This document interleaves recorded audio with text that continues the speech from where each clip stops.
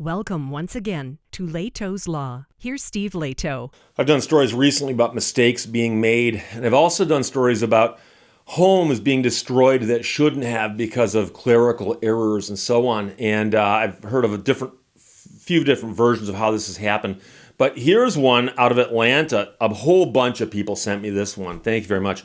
City tears down man's Atlanta house after sending warnings to the wrong address, according to him. So Justin Gray wrote this for WSB-TV. And a Metro Atlanta man reached out to Channel 2 after seeing their investigation into the city of Atlanta demolitions. He wanted to share his own demolition nightmare. So they'd already done a story about a bad demolition.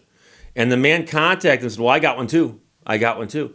So he said the city sent warnings to the wrong address and then demolished his home on Atlanta's historic West End. The property is on Lawton Street with a zip code of 30310. But the city of Atlanta demolition documents were sent to Lawton Avenue with a zip code of 30314. And this is one where you wonder if that happened because of a computer error or was somebody really looking stuff up and they got it wrong. Because if the property's on a piece of paper in front of me, I should have the correct address and the correct zip. But we also know that nowadays, a lot of times you're working on a computer and you start typing in information, and it will sometimes autofill what it thinks you're about to type based on what you've typed in the past. So if somebody had recently typed in something for Lawton Avenue, and they started typing in Lawton, it may have autofilled Avenue, zip code 30314. The person might not have caught that. But the point is that that's a mistake that shouldn't get made when you're talking about demolishing a house. The demolition order itself gave the city and its contractor authority to demolish a home on a completely different street and a completely different zip code. So they're sending notices to the Lawton Avenue home in a different zip code saying, you're on notice, this home is going to be demolished unless you do the following things. This home's going to be demolished. And then when those warnings were ignored, they demolished the home on Lawton Street. So the investigator from the TV station went to Lawton Street, and what he saw there was an empty lot. Now, there used to be a home there that was 100 years old, and the man and his mother bought the home as an investment property. He said that each year they paid to have it listed with Atlanta's vacant property registry as required by law. So Atlanta's got a thing that says if you're going to leave your home vacant for a certain period of time, you've got to let us know so that if our inspectors go by and see an abandoned house, we don't have to guess whether or not the owner is still looking after it. Because if you keep putting it on that vacant property register, presumably you're interested in it enough to do that. And by the way, when you put it on the vacant property registry, I assume you also give them your, name and address? It's not just a guess. So the city had the correct address and the correct owner's address in its internal records. And so the man points out that they had the correct address and the correct owner's address. So he's saying the address of the home here, okay, on Lawton Street, and then my address because I'm the owner. And yet they sent the notices to Lawton Avenue, which is apparently not where the man lived. So he said they were working on remodeling the home when the city demolished it. We were in the process of remodeling. They come out with bulldozers and knock the entire house down. It's gut-wrenching. I don't even like looking at it. This is prime real estate. So the investigator from the TV station was able to verify that certified letters to an incorrect address were returned to sender. And that's something you've got to always ask yourself if you ever run a business. And I've been an attorney now for 31 years, my 32nd year of practicing law in Michigan. And if I mail something to somebody's home or address, and I think I've got a good address for them, and it gets returned to sender, for whatever reason, I look at it and I read the scribbling on it to figure out why it was returned to sender. And I've had stuff returned because the address was typed wrong, mistake made by my office, I admit that. I've also had stuff returned because the person had moved and left no forwarding address. I've also had stuff returned where the address was completely correct and a mistake was made by the post office. And I call my client, for instance, and go, hey, this thing got returned to us saying the address is no good. And I'm speaking to the client on the phone. They go, no, that's still my address. I'm here right now. I got mail yesterday.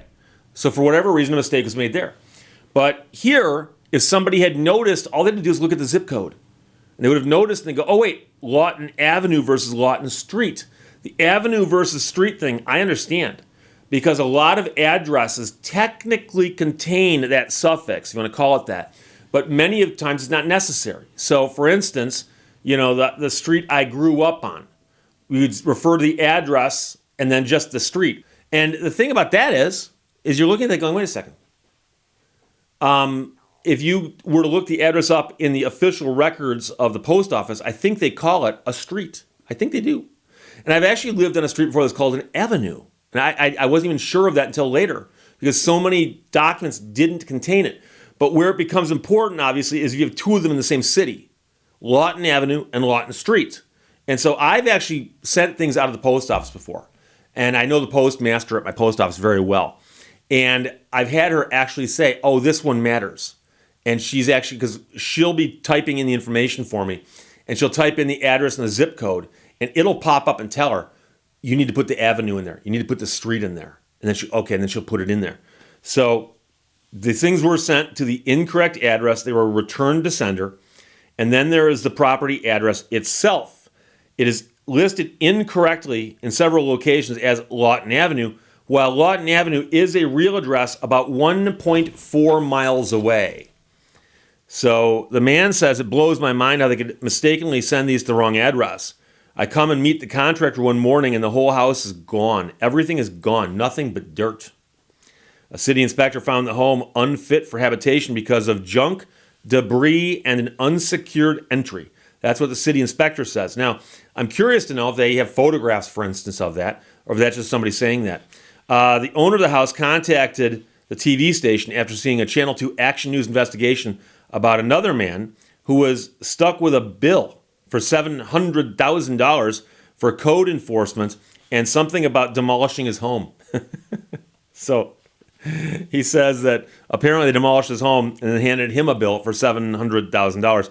Now, in the current case we're talking about on Lawton, Atlanta City Council denied paying out claims for damages. They said the council has determined that the city cannot accept responsibility for this matter and therefore cannot pay this claim. The question is, why can't the city accept responsibility for their own mistake? Because it appears they're the ones who made the mistake. So the man's filed a lawsuit against the city. Channel 2 Action News contacted the city for comment. They did not respond. The man says the city demolishes the property, then sends you a bill for accidentally or mistakenly, negligently demolishing your house. The case is now in the hands of Fulton County Superior Court, where a judge or a jury will eventually decide this.